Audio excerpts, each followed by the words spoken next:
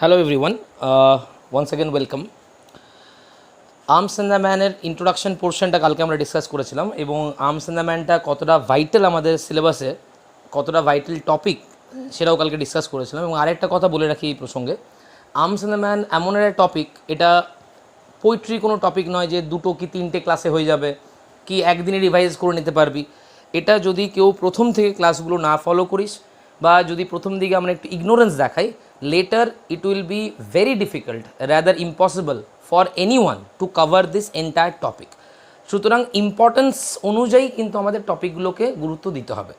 একটা টপিক যেখানে almost 50% of the marks একটা কোর্সের সেই টপিক থেকে থাকবে, obviously we need to give enough importance to that particular topic. Arms না ম্যানের আজকে আমরা একটু টেক্সটের দিকে ঢুকবো। কালকে ইন্ট্রোডাকশনটা অলরেডি আলোচনা করেছি এবং ক্যারেক্টার্সগুলো নিয়ে আলোচনা করব। তার আগে কালকে যে বিষয়গুলো নিয়ে আমরা অলরেডি আলোচনা করে নিয়েছি, জিবি শ সম্বন্ধে in short, obviously in short, একটা ক্লাসের 20-30 মিনিটে জিবি শকে বর্ণনা করা যায় না। যেটুকু জানা দরকার জিবি শকে, যতটা জানা দরকার জিবি শ সম্বন্ধে সেটুকু আমরা জেনেছি। তার মধ্যে মেন পয়েন্টগুলো মাথায় রাখতে হবে। জিবি শ হচ্ছেন একজন আইকোনোক্লাস্ট পয়েন্টটা ব্যাখ্যা করেছিলাম, নিশ্চয়ই মনে আছে।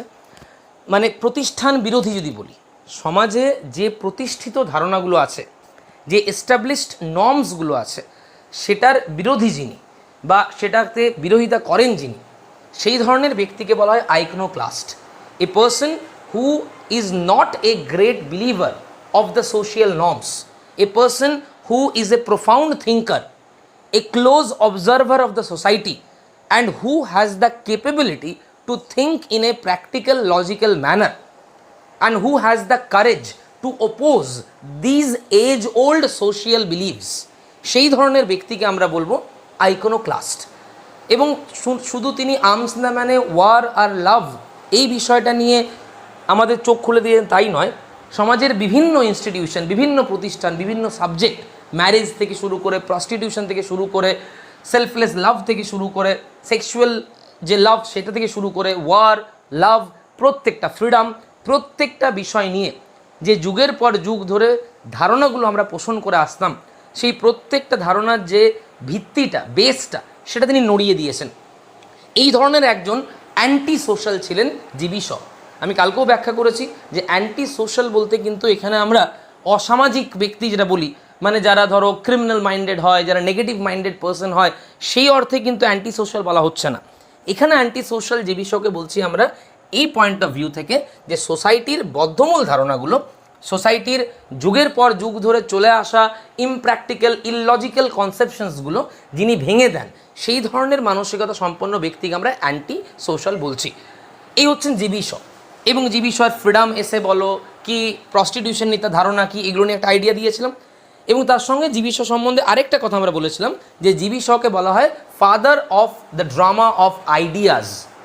মানে তার নাটককে তিনি একটা মঞ্চ হিসেবে ইউজ করতেন, একটা প্ল্যাটফর্ম হিসেবে ইউজ করতেন তার ধারণাগুলোকে রিডার্সদের সামনে, অডিয়েন্স সামনে তুলে ধরার জন্য। মানে আমার মনের মধ্যে যে ধারণাটা, আমার যে কনসেপশনটা, সেটা আমি যদি লোকের সামনে তুলে ধরতে হয় আমাকে, বা সমাজের সামনে যদি সেটাকে উপস্থাপন করতে হয়, আমার তো একটা মাধ্যম দরকার, মিডিয়াম, যে কীভাবে আমি সেটাকে প্রেজেন্ট করব। জিবি শ সেটাকে প্রেজেন্ট করেছেন তার সাহিত্যের মাধ্যমে, তার ড্রামার মাধ্যমে, তার এসের মাধ্যমে, বোঝা গেছে? এবং সেই কারণে তাকে বলা হয় father of drama of ideas. এবং জিবি সম্বন্ধে আরেকটা কথা কালকে আমরা বলেছিলাম যে নাটক লেখার পেছনে তার মূল উদ্দেশ্য কিন্তু দর্শককে এবং রিডার্সদেরকে এন্টারটেইন করা নয়।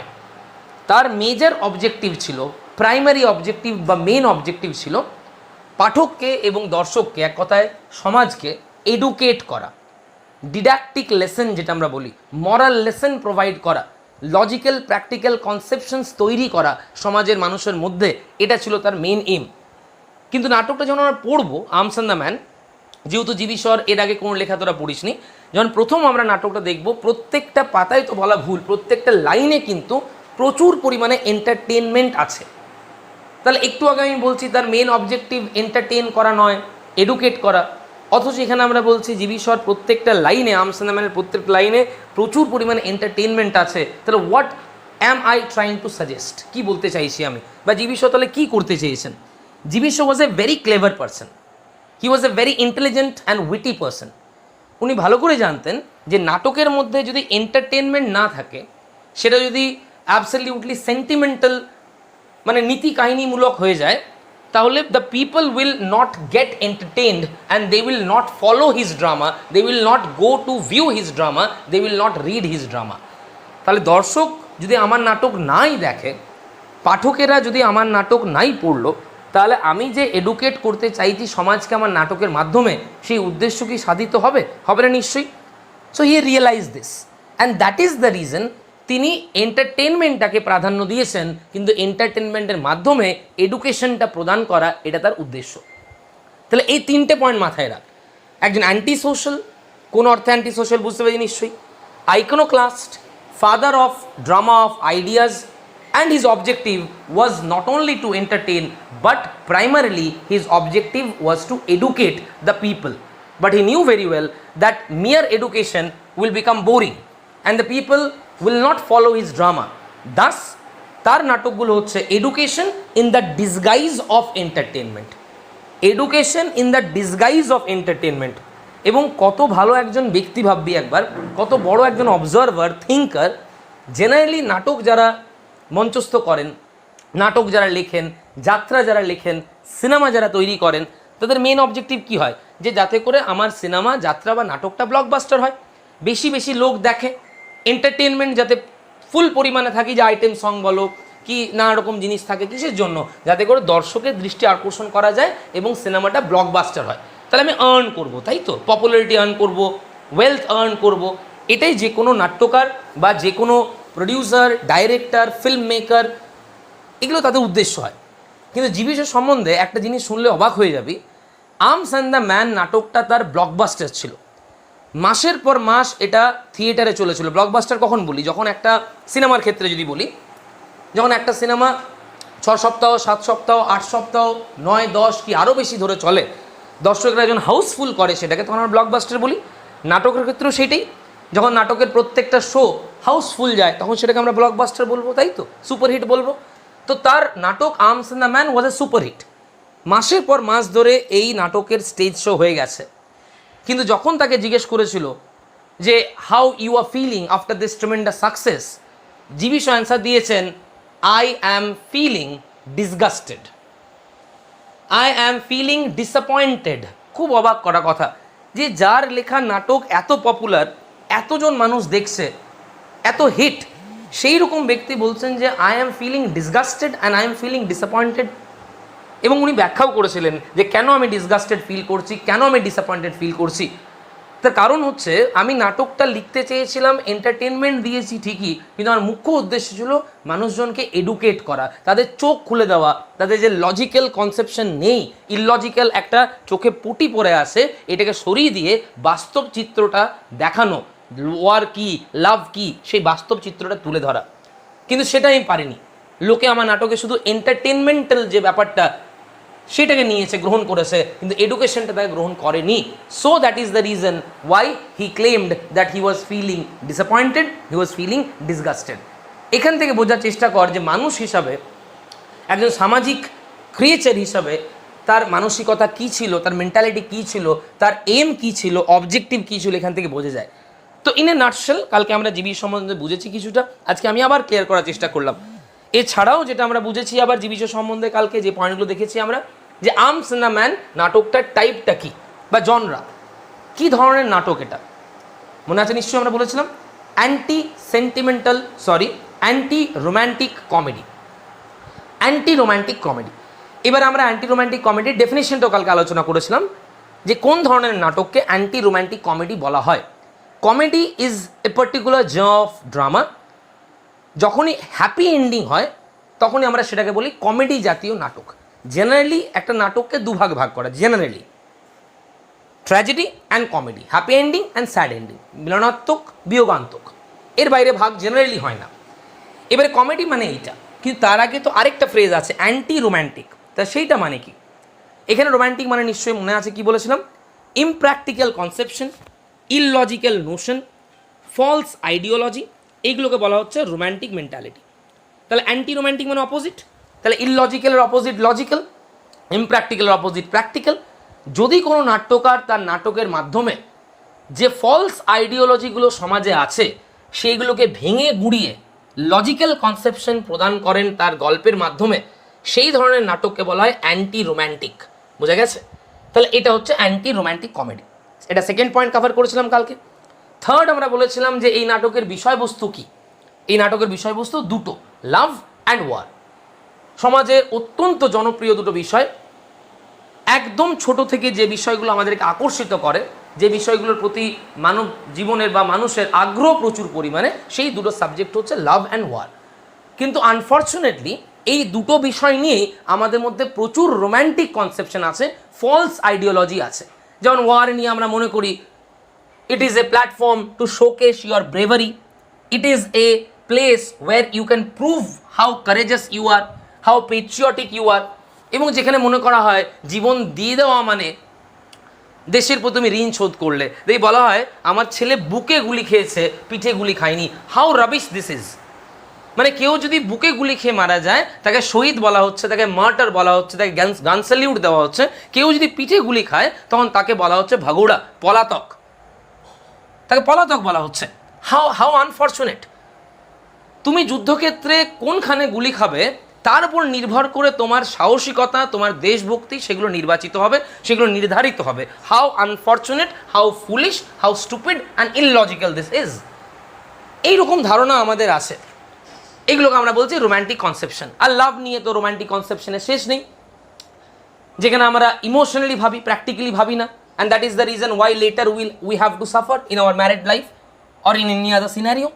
তো এই দুটো বিষয় যে বিষয় রিয়েলাইজ করেন যে সমাজের অত্যন্ত দুটো গুরুত্বপূর্ণ বিষয়, যেগুলো নিয়ে মানুষের মধ্যে প্রচুর পরিমাণে মিসকনসেপশনস আছে, ফলস আইডিওলজিস আছে, ইললজিক্যাল নোশনস আছে। And that is the reason in this particular play he chose these two subjects, এবং সেইগুলো সম্বন্ধে বাস্তবিক ধারণাটা তুলে ধরতে চাইছেন গল্পের মাধ্যমে, এডুকেশনের মাধ্যমে নয়, কিন্তু একটা গল্পের মোড়কে, গল্পের ডিসগাইজে, গল্পের ছদ্মবেশে তিনি এই লাভ আর ওয়ার সম্বন্ধে যে ইললজিক্যাল ধারণাটা পিপল অফ দ্য সোসাইটির আছে সেটাকে ভেঙে গুঁড়িয়ে দেবেন। তাহলে সাবজেক্ট দুটো ক্লিয়ার হয়েছে। নেক্সট বিষয় যেটা আলোচনা করেছিলাম যে এই নাটকের সাবটাইটেলটা কি, short question, an anti romantic comedy in 3 acts, নিশ্চয় মনে আছে। আরেকটা বিষয় আলোচনা করেছিলাম এই টাইটেলটা তিনি কোথা থেকে নিয়েছেন, নিশ্চয় মনে আছে। Arms and the man I sing, ড্রাইডেনের যে লাইন, সেইটাকে উনি এখানে আইরনিক্যালি ইউজ করেছেন। এটা হচ্ছে সিগনিফিকেন্স অফ দ্য টাইটেল। আর আরেকটা পয়েন্ট আলোচনা করেছিলাম আমরা যে যখনই কোনো নাট্যকার বা কোনো কবি কোনো একটা বিষয় নিয়ে কবিতা লেখেন না, তার পেছনে একটা ওকেশন থাকে।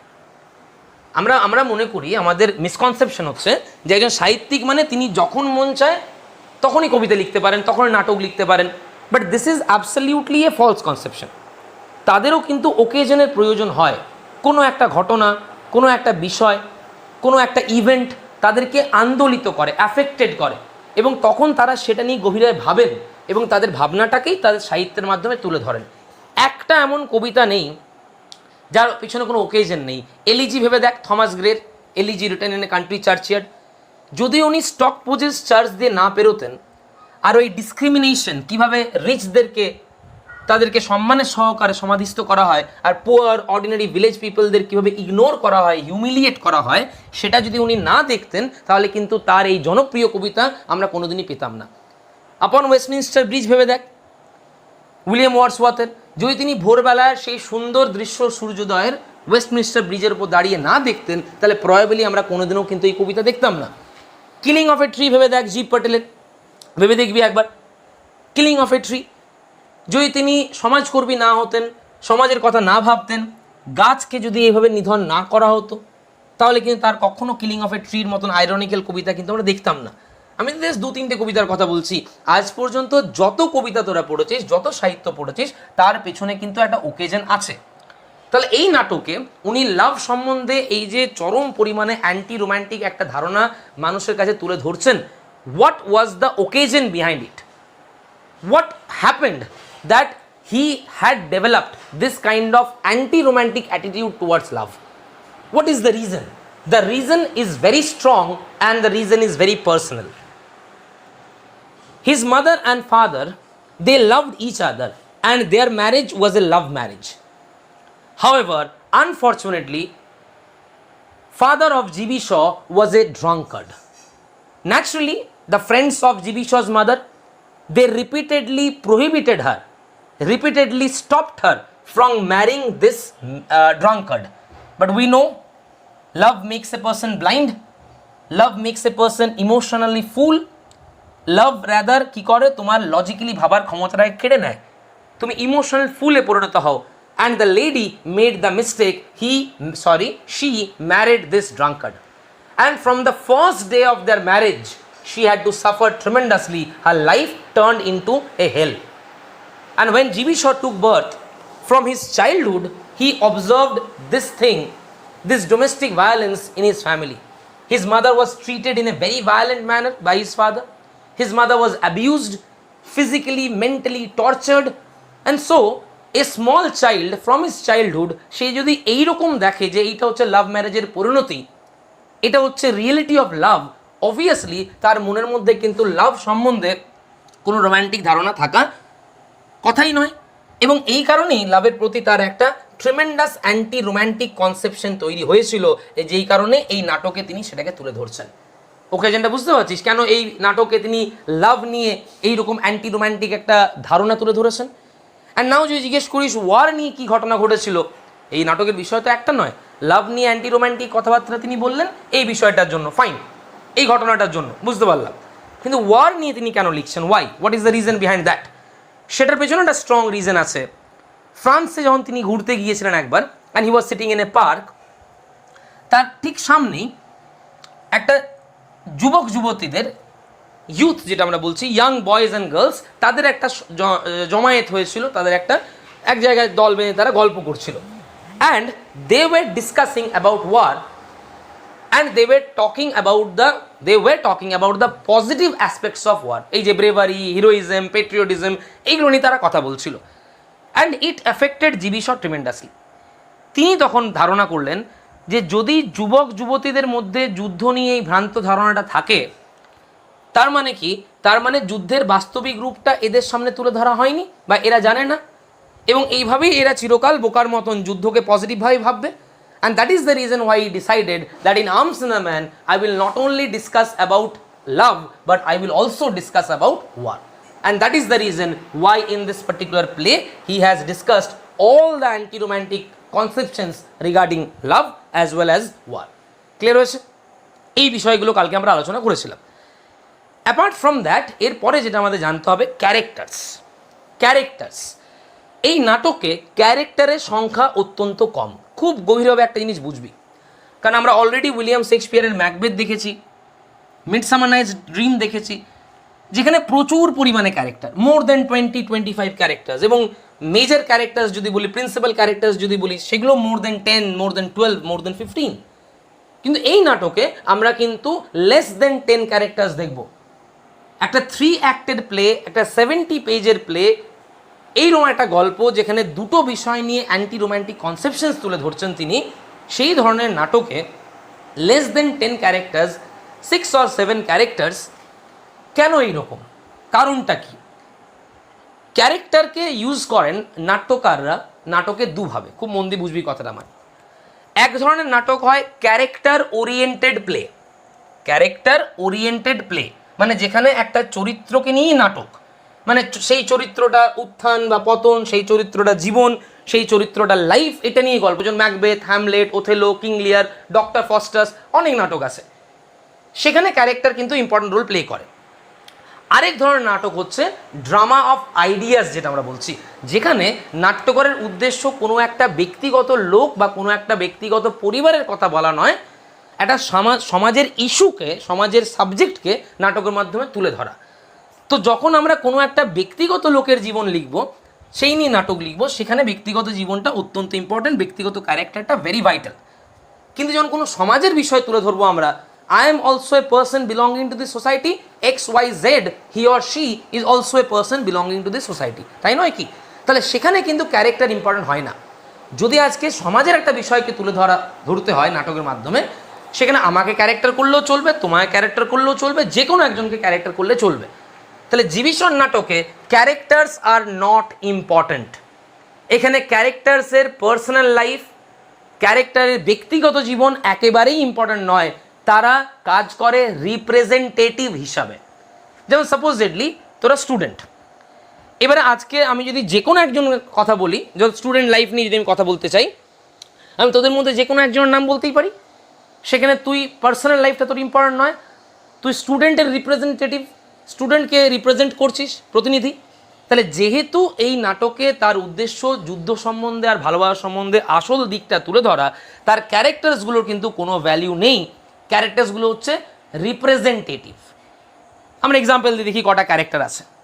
যেমন এই নাটকের যদি আমরা বলি মেল প্রোটাগনিস্ট বা হিরো যদি বলি, সেন্ট্রাল ক্যারেক্টার যদি বলি, তার নাম হচ্ছে ব্লান্টসলি, BLUNTSCHLI, বহুবার পাবি নামটা, এখন শুনে রাখো। Bluntschli is the main character or the protagonist in this play. Bluntschli একজন প্রফেশনাল সোলজার। এবারে প্রফেশনাল সোলজার বলতে আমরা যেটা বুঝি, যে প্রফেশনাল সোলজার কেমন হবে না, যে যুদ্ধক্ষেত্রে অস্ত্র সহযোগে যুদ্ধ করবে, বীরত্বের প্রদর্শন করবে, যুদ্ধে জয়লাভ করবে, শত্রুদেরকে পরাজিত করবে, তাকে আমরা বুঝি প্রফেশনাল সোলজার, তাই তো? কিন্তু খুব উল্টো দিকটা আমরা দেখব, যে জিবি শ ব্লান্টসলিকে প্রথম দিকে এমন দেখাচ্ছেন যে আমাদের মনেই হবে না যে সে এই নাটকের হিরো বা মেইন ক্যারেক্টার। দেখানো হচ্ছে সে যুদ্ধক্ষেত্রে বন্দুক নিয়ে যায় না, চকলেট নিয়ে যায়। Can you imagine? ধাক্কা লাগছে, জিবিসের উদ্দেশ্যটা ধাক্কা দেওয়া। আমাদের যে চিরাচরিত বদ্ধমূল ধারণাগুলো, যেগুলো বছরের পর বছর, দশকের পর দশক, ডেকেড আফটার ডেকেড, যেগুলো আমরা মনের মধ্যে জন্ম দিয়ে রেখেছি, লালন পালন করেছি, সেইগুলোকে ভেঙে দেওয়া, সেগুলোকে ধাক্কা দেওয়া, এটাই হচ্ছে জিবিসর উদ্দেশ্য। ওই যে আইকনোক্লাস্ট। তো এই ব্লান্টসলি যুদ্ধক্ষেত্রে বন্দুক নিয়ে যায় না, সে যুদ্ধক্ষেত্রে চকলেট নিয়ে যায়, এবং যুদ্ধক্ষেত্রে সে পালিয়ে যাচ্ছে প্রাণ বাঁচানোর জন্য। ঠিক উল্টো কনসেপশন। যোদ্ধা বলতে আমরা যা বুঝে এসেছি, দেখে এসেছি, যে সে প্রাণকে পরোয়া না করে, নিজের প্রাণের কথা না ভেবে সাহসিকতার সঙ্গে লড়াই করবে, দরকার হলে প্রাণ দেবে। কিন্তু জিবি শর ব্লান্টসলিকে আমরা দেখছি ঠিক উল্টো। সে পালিয়ে যাওয়ার চেষ্টা করছে, সে যে কোনোভাবে নিজের প্রাণ বাঁচানোর জন্য মরিয়া চেষ্টা করছে, এবং একটা লেডির বেড চেম্বারে, বেডরুমে সে আশ্রয় নিয়েছে, এবং সেই লেডিকে ভয় দেখাচ্ছে নিজের প্রাণ বাঁচানোর জন্য। আবার আমাদের ধাক্কা লাগবে। চিরকাল বলে দেখবি, এ brave person will never make use of the helplessness of a lady, an old man and a small child. এটা ধারণা তো আমাদের, তাই না? যে একজন সৈনিক দরকার হলে মৃত্যুবরণ করবে, কিন্তু একজন নারী, একজন বৃদ্ধ ব্যক্তি আর বাচ্চা ছেলের অসহায়তার সুযোগ নেবে না। আবার আমাদের কনসেপশন ধাক্কা খাচ্ছে। তাহলে ব্লান্টসলি কেমন হিরো? আর সবচেয়ে কথা একটা বলে দিই আগে, যে নাটকের শুরুতে কিন্তু জিবি শ একবারের জন্য উল্লেখ করেননি যে ব্লান্টসলি হচ্ছে আমার নাটকের হিরো। কেন করেননি সেটাও একটা কারণ আছে। উনি বলছেন, যদি আমি নাটকের শুরুতেই বলে দিই যে ব্লান্টসলি হচ্ছে হিরো, তাহলে দর্শক তাকে হিরোইকভাবেই নেবে। উনি নাটকের শুরুতে বলেনই আমার নাটকের মেন ক্যারেক্টারকে, প্রোটাগনিস্টকে, সেন্ট্রাল ক্যারেক্টারকে একবারও বলেননি। তার কারণটা হচ্ছে, তার উদ্দেশ্য কী ছিল, যে আমি ব্লান্টসলিকে শুরুতে একজন ভীরু, কাপুরুষ, ভিলেনাস ক্যারেক্টার দেখাবো, দর্শক তাকে ঘৃণা করবে, তাকে ভীরু বলবে, কাপুরুষ বলবে, অমানুষ বলবে। তারপরে ধীরে ধীরে ধীরে ধীরে গল্পের মাধ্যমে দেখাবো যে ব্লান্টসলি কিন্তু একজন আইডিয়াল ক্যারেক্টার। মানে দর্শককে আমি কোনো কিছু চাপিয়ে দেবো না, গল্পের মাধ্যমে, গল্পের ইভেন্টের মাধ্যমে দর্শকের রিয়েলাইজ করবে যে yes, Bluntschli is the actual person, he is the main character. আমরা দেখবি অনেক সময় নীতি, আদর্শ, মূল্যবোধ এগুলোকে বেশি ইম্পর্টেন্স দিই, তাই তো? জিবি শ প্র্যাকটিক্যাল ম্যানারে বলছেন সবচেয়ে ইম্পর্টেন্ট হচ্ছে লাইফ। একটু ভেবে দেখবি, যদি আমি বেঁচেই না থাকলাম, আমার লাইফই না থাকলো, তাহলে কিসের আদর্শ, কিসের মূল্যবোধ, কিসের নীতি বল আমাকে? চার্লস ডারউইন একটা কথা বলেছিলেন, সারভাইভাল অফ দ্য ফিটেস্ট। এই জগতে সেই সারভাইভ করবে যে সবচেয়ে ফিট হবে। অর্থাৎ তোমাকে মূল্যবোধ, নীতি, আদর্শ এইসব কথা পরে তুমি ভাববে, first you need to save your life. মানে সাপোজেডলি একজন কোনো মহিলা আমার দিকে বন্দুক তাক করে বসে আছে, আর আমার মূল্যবোধ, আমার সমাজ আমাকে শিখিয়েছে নারীকে কখনো আক্রমণ করা চলবে না। আমি বুক পেতে দিলাম যে okay fire, kill me, but I will not rather break my conception. এটা উচিত? এটা ইন্টেলিজেন্স বলবি? এটা মূল্যবোধ বলবো না ফুলিশনেস বলবো? সেই মুহূর্তে আমাদের কী শেখায় বল? সেই মুহূর্তে সমাজ আমাদের যা শেখায় সেটা উচিত নয়। সেই মুহূর্তে আমার প্র্যাকটিক্যাল সেন্স আমাকে কী শেখাবে? যে yes, I need to save my life is important, so many things are depending upon my life, so you need to save your life at any cost, your life is most valuable. এটা দেখানোর চেষ্টা করবেন GB Shaw ব্লান্সলির মাধ্যমে। আর সবচেয়ে important কথা বলে রাখি, এখানে ব্লান্সলি কিন্তু এখানে কোনো অর্ডিনারি ক্যারেক্টার নয়। ব্লান্সলি এখানে হচ্ছে জিবি শোর মাউথপিস। মাউথপিস মানে মুখপত্র। অর্থাৎ একজন নাট্যকার, তিনি তো আর নাটকে থাকেন না, নাট্যকারের নাম তো আর নাটকের ক্যারেক্টারের মধ্যে নেই। তাহলে নাট্যকার কি বলতে চাইছেন সেটা নিশ্চয়ই তাকে একটা ক্যারেক্টার বেছে নিতে হবে, তার মাধ্যমে তার আইডিয়াটাকে ব্যক্ত করতে হবে। তাহলে এই নাটকে জিবি শো ব্লান্সলিকে বেছে নিয়েছেন তার মাউথপিস হিসাবে। অর্থাৎ যা যা ব্লান্সলি বলবে সেগুলো ব্লান্সলির কনসেপশন নয়, ব্লান্সলির ধারণা নয়, সেগুলো হচ্ছে জিবি শোর কনসেপশন। মানে প্রত্যেকটা আইডিয়া যেটা জিবি শো চাইছেন তার দর্শকদেরকে, পাঠকদেরকে ভাবতে, বোঝাতে, বিশ্বাস করতে, সেগুলো সব কার মাধ্যমে বলছেন? ব্লান্সলির মাধ্যমে। এটাই কিন্তু জিবি শো আর শেক্সপিয়ারের মধ্যে আরও একটা পার্থক্য। শেক্সপিয়ার কখনো কোনো নাটকে তার পয়েন্ট অফ ভিউটা তুলে ধরেন না। ম্যাকবেথ কোনটা ঠিক করছে, কোনটা ভুল করছে, জিবি শো কিন্তু কোথাও সেটা ব্যাখ্যা করেননি। করেছেন কি? করেননি। কিন্তু এই নাটকে শেক্সপিয়ার ব্যাখ্যা করেননি সেটা, কিন্তু এই নাটকে, শুধু এই নাটকে নয়, প্রত্যেকটা নাটকে জিবি শো অ্যাক্টিভলি তার মানসিকতা কি, তার ধারণা কি, তার বিশ্বাসটা কি, সেটা তার দর্শকদেরকে বুঝিয়ে দিয়েছেন কোনো না কোনো একটা ক্যারেক্টারের মাধ্যমে।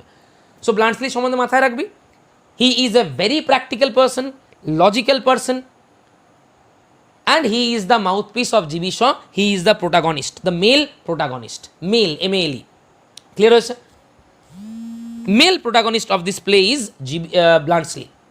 এখানে ক্যারেক্টারগুলোকে দুটো ভাগে ভাগ করে নেয়, মানে এই নাটকে অ্যাকচুয়ালি দুটো character, romantic character, anti romantic character. ওই জন্য বললাম জিবি শো নাটকগুলো কিন্তু ক্যারেক্টার ওরিয়েন্টেড নয়, তার নাটকে দুটোই ক্যারেক্টার আছে, একটা হচ্ছে রোম্যান্টিক ক্যারেক্টার আর একটা হচ্ছে অ্যান্টি রোম্যান্টিক ক্যারেক্টার। ব্লান্সলি হচ্ছে অ্যান্টি রোম্যান্টিক, বোঝা গেছে? এবার তোর মনে হতে পারে যে এটা যদি অ্যান্টি রোম্যান্টিক নাটক হয় তাহলে ব্লান্সলি রোম্যান্টিক ক্যারেক্টার আনছেন কেন? আমি বুঝিয়ে দিচ্ছি কেন আনছেন। সাদা না থাকলে কালোর কোনো ভ্যালু আছে কি? দেখবি সাদার পাশে যদি কালোকে রাখা হয় কালোটা আরও ব্রাইট লাগে, আর ভাইস ভার্সা, কালোর পাশে যদি সাদাকে রাখা হয় সাদাকে আরও ব্রাইট লাগে। কখনো দেখবি যখন জেব্রা ক্রসিং আমরা বলি, সেটা কি রং করা হয়? পুরো সাদা রাখা হয় কি হয় না? সাদা একটা স্ট্রিপ বা স্ট্রাইপ, কালো একটা, সাদা একটা, কালো একটা, অল্টারনেটিভ। কেন না? সেটা দূর থেকে আরও বেশি নজরে পড়ে।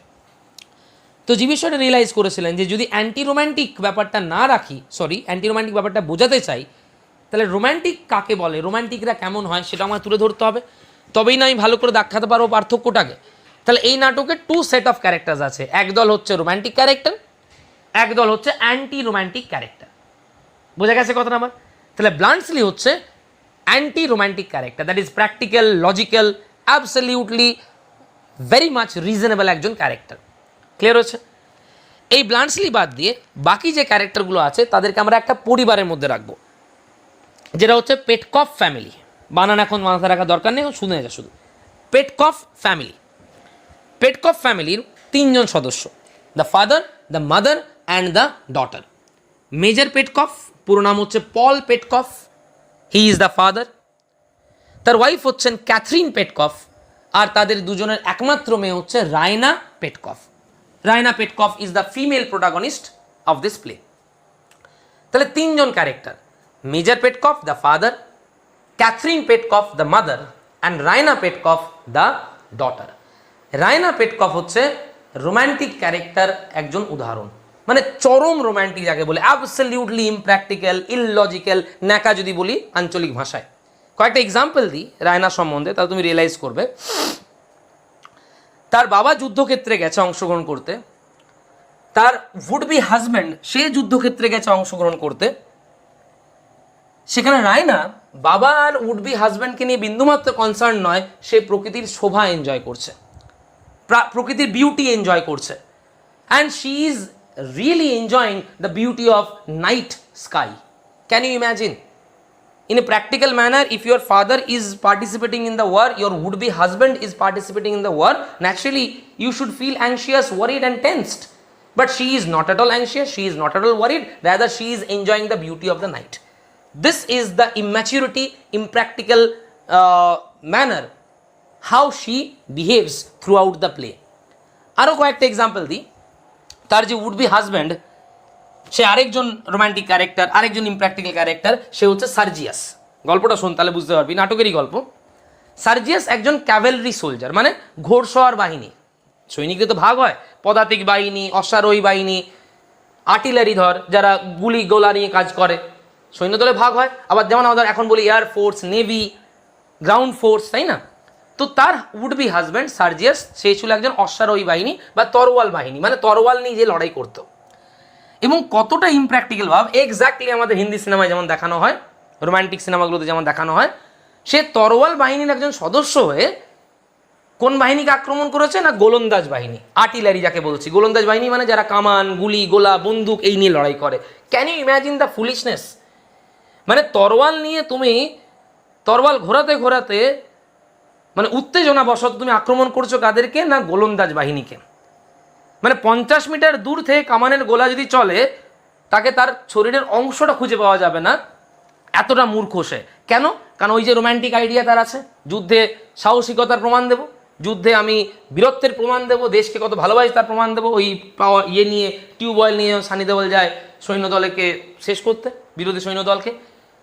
এবং কি হয়েছে ঘটনাটা না, যাদেরকে আক্রমণ করেছিল যে গোলন্দাজ বাহিনীকে, দুর্ভাগ্যবশত তাদের সেই সময় সঠিক গোলাগুলি ছিল না, and as a result of ইট তারা এক রাউন্ডও ফায়ার করতে পারেনি। তাহলে কোইন্সিডেন্টালি, ঘটনাচক্রে, ফরচুনেটলি জিতে যায় সার্জিয়াস। নর্মালি জেতার কথা কি আমাকে বল, নাটকের গল্পটা বোঝ। নর্মালি কোনো তরোয়াল নিয়ে যদি আমি মেশিন গানের বিরুদ্ধে লড়াই করি, কোনো চান্সেস আছে আমার জেতার? তরোয়াল যে নিয়ে লড়াই করছে তার বাঁচার কোনো চান্সেস আছে? কিন্তু এই যে ফরচুনেটলি যেহেতু গোলাগুলি ঠিকঠাক ছিল না, সার্জিয়াস জিতে গেছে।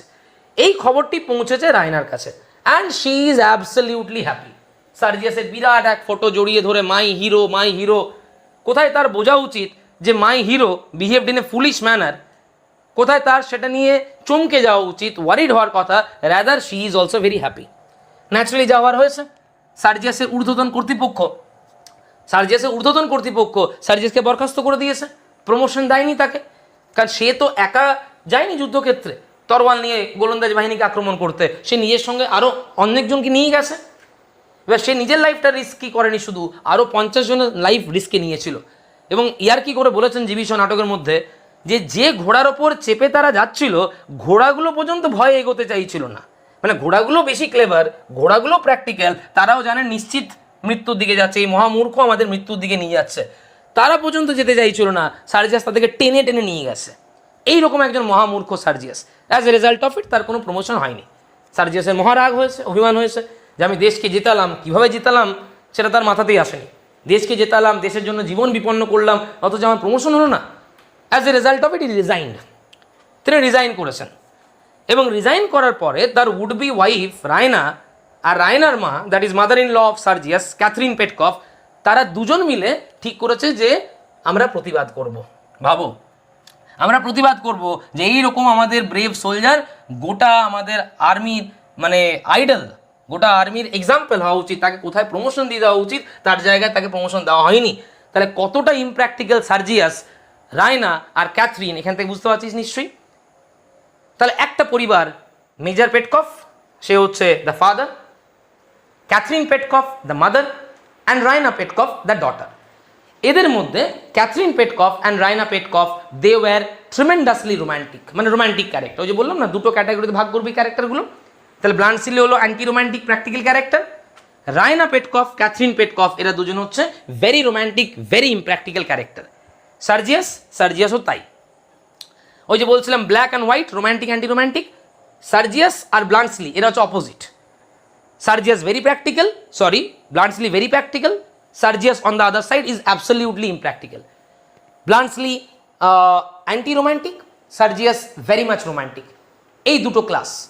আর অপর দিক থেকে যদি রায়না বলি, ক্যাথরিন বলি, তারাও কিন্তু অ্যাবসলিউটলি তারা হচ্ছে ইমপ্র্যাকটিক্যাল, ইললজিক্যাল অ্যান্ড আনরিজনেবল।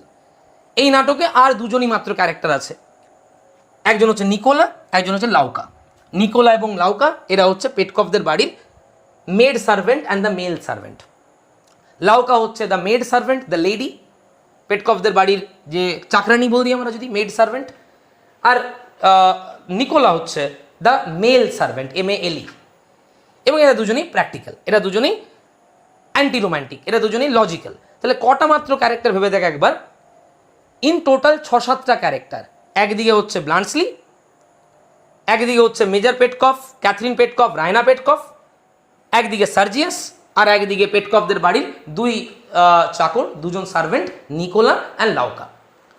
এবারে যদি রোম্যান্টিক আর অ্যান্টি রোম্যান্টিক ক্লাসিফিকেশন করি, তাহলে এই নাটকের রোম্যান্টিক কারা, ইমপ্র্যাকটিক্যাল কারা? সার্জিয়াস, রায়না, ক্যাথরিন।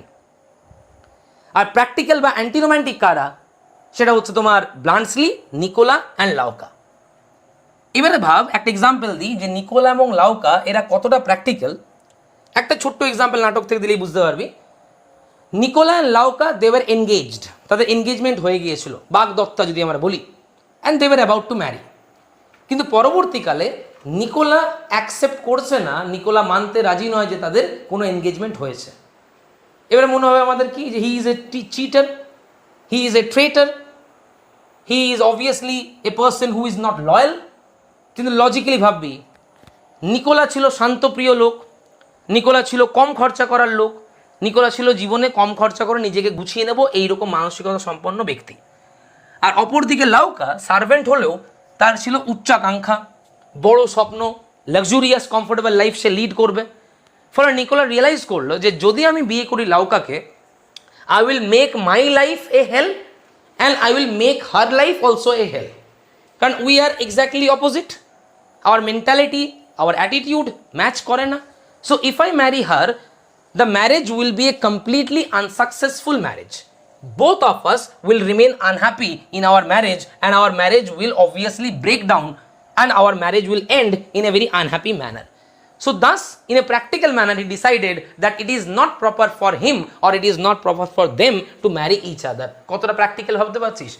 শুনতে খারাপ লাগতে পারে, ট্রেটার মনে হতে পারে, চিটার মনে হতে পারে, ডিসলয়াল মনে হতে পারে, কিন্তু লজিক্যালি যদি ভাবা যায় এই সম্পর্ক তো শেষ হতোই, এবং সেটা আরও বাজেভাবে শেষ হতো। তাহলে এই হচ্ছে লাউকা, এই হচ্ছে নিকোলা, এদের প্র্যাকটিক্যাল মানসিকতার পরিচয়। তাহলে কটা ক্যারেক্টার ভেবে দেখবি? 7টা। Bluntschli the practical character, Louka Nicola the servants in the household of the Petkoff family, practical character. আর উল্টো দিক থেকে যদি বলি, Raina, Catherine and Sergius, impractical character. বোঝা গেছে কতটা? Romantic character. তাহলে নাটক সম্বন্ধে যা কিছু বলার আমরা সেটা কিন্তু বললাম।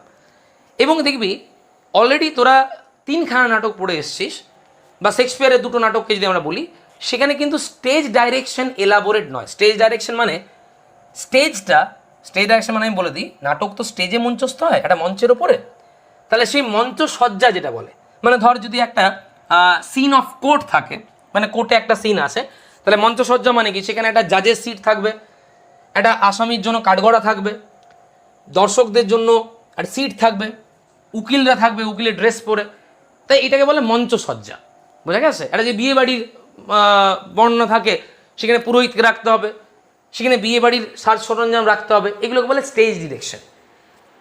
উইলিয়াম শেক্সপিয়ার কিন্তু কখনোই এলাবোরেট স্টেজ ডিরেকশন ইউজ করতেন না, কারণ তার স্টেজ ডিরেকশন ছোটো ছোটো হতো বা থাকতোও না অনেক ক্ষেত্রে। কিন্তু জিবি শ যদি ফার্স্ট পেজটাই দেখিস, ফার্স্ট পেজটাই কিন্তু পুরোটাই স্টেজ ডিরেকশন। তাহলে why GB Shaw had this tendency to give an elaborate stage direction? কারণটা কি? কারণ উনি মনে করতেন যে ক্যারেক্টার্সরা কথা বলার আগেই স্টেজ ডিরেকশনের মাধ্যমে ক্যারেক্টার সম্বন্ধে একটা আইডিয়া দিয়ে দেওয়া যাবে।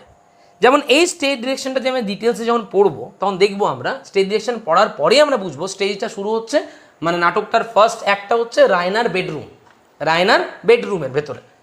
তো এত সুন্দর করে স্টেজ ডিরেকশন দেবেন যে নাটকে ক্যারেক্টার্সরা একটা ওয়ার্ড উচ্চারণ করার আগেও আমাদের একটা ধারণা তৈরি হয়ে যাবে যে Raina is a romantic lady, she is an impractical character, absolutely an illogical character.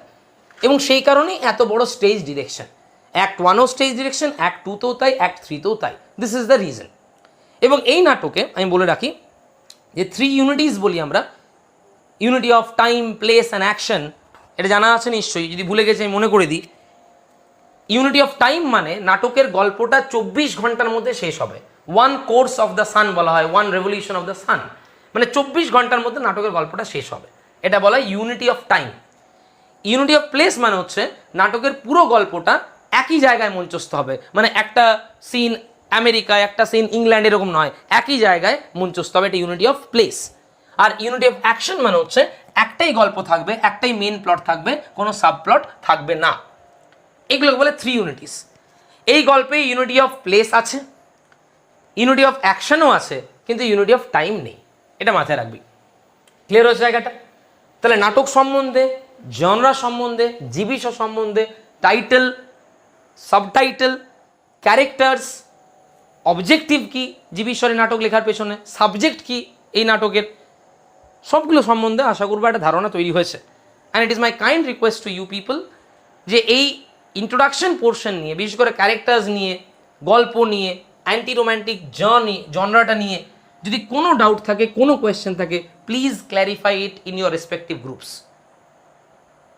Vital নাটক বলে কিন্তু এতটা সময় দিচ্ছি ইন্ট্রোডাকশন পোর্শনে বা এতটা ডিটেলসে যাওয়ার চেষ্টা করছি, কারণ এটা একটা নর্মাল স্টোরি নয় যে স্টোরিটা পড়লেই গল্পটা হবে। স্টোরির মাধ্যমে যেটা আসলে ক্ল্যারিফাই করতে চাইছেন, এস্টাবলিশ করতে চাইছেন জীবিষ, সেটাকে আমাদের বুঝতে হবে, জীবিষকে আমাদের চিনতে হবে। হোপফুলি সেটা বোঝাতে পেরেছি। তাও যদি কোনো ডাউট থাকে অবভিয়াসলি সেটা ক্ল্যারিফাই